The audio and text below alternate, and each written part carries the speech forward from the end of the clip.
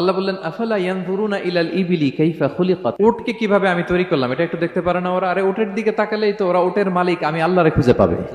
উটের কথা আল্লাহ কেন বললেন? উট হচ্ছে এমন আজীব একটা প্রাণী যেটা প্রাণী বিজ্ঞানীদেরকে হয়রান করে দিয়েছে। আল্লাহু আকবার, আপনি অবাক হবেন উটের যে ফিচার আল্লাহ তাআলা দিয়েছেন।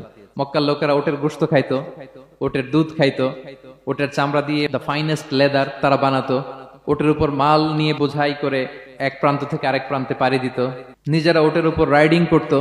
এবং উট হচ্ছে এমন প্রাণী যেটা একসাথে 1 মাস না খেয়ে বেঁচে থাকতে পারে। 1 মাস পানিও খাওয়া লাগবে না, খাবারও খাওয়া লাগবে না। প্রাপ্তবয়স্ক একটা উট একসাথে 200 লিটার পানি খেয়ে ফেলতে পারে। এবং উটের পেটের ভিতরে একটা স্পেশাল ওয়াটার চেম্বার আছে, ওই চেম্বারে রেখে দেয়, যখন লাগবে ওইখান থেকে নিয়ে নিয়ে বেঁচে থাকে। 1 মাস না খেয়ে বেঁচে থাকে কি করে? উটের পিঠে দেখবেন একটা কুজ আছে, এই পুরো কুজটা হচ্ছে চর্বির আধার।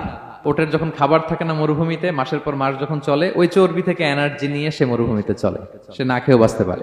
আমাদের চোখের মধ্যে যেমনি একটা পাপড়ি, এরকম এক পাপড়ি দিয়ে উটকে আল্লাহ বানায় নাই, ডবল লেয়ারের পাপড়ি দিয়েছে। কারণ মরুভূমির মধ্যে চলতে পথে লু হাওয়া থাকবে, মরুভূমির সাইমুম, বালুর ঝড়, এই ঝড় মোকাবেলার জন্য, লু হাওয়া মোকাবেলার জন্য ডবল লেয়ারের চোখের পর্দা।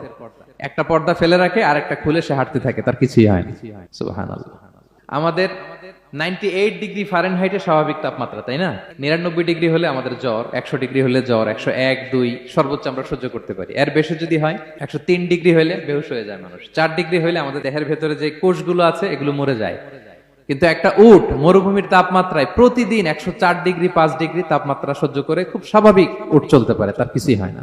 এবং মরুভূমির মধ্যে যে ক্যাকটাস আছে, গুলমলতা, বড় বড় কাঁটা জাতীয় গাছ, যেই কাঁটা পৃথিবীর কোনো প্রাণী খেতে পারবে না, কিন্তু একটা উট অনায়াসে খেয়ে ফেলতে পারে। উটের জিহ্বাকে এবং পাকস্থলীকে আল্লাহ এমন স্পেশালি মেড করেছেন, যত কাঁটা দিবেন খেয়ে সাবার, ওর কিছুই হয় না। সুবহানাল্লাহি বিহামদিহি।